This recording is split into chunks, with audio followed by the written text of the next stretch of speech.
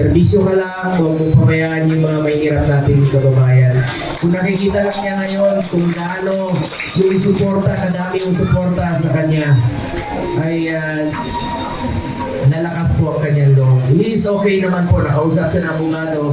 Si Atty. Miguel Dia kahapon. He is okay naman po. He is in high spirits at pinaparating niya po sa inyo ang kanyang pagmamahal. Tututungan ko po ang bilang sa Pilipinas. Alam niyo, dapat natin pasalamatan ngayong araw na ito ang ating mga health workers. Kung hindi po dahil sa inyo, hindi natin mararating po ito. Kaya mga health workers, PHW, PNS, doctors, palapakan po natin ang ating mga health workers. Salamat sa inyong sakripisyo.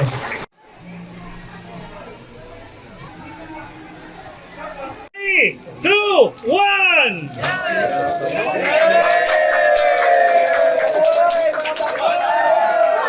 Maraming salamat, Mayor Jojo, Congressman Guico, of course, si Governor Monty. Meron ng bagong Super Health Center po dito sa bayan ng Alcala sa Pangasinan. Malayong lugar po ito. Ang Super Health Center po is a medium type of clinic. Pwede po dyan yung panganganak, dental, laboratory, x-ray. Dito na po magpapakonsulta ang ating mga kababayan dahil lahat ng Pilipino, membro po ng PhilHealth.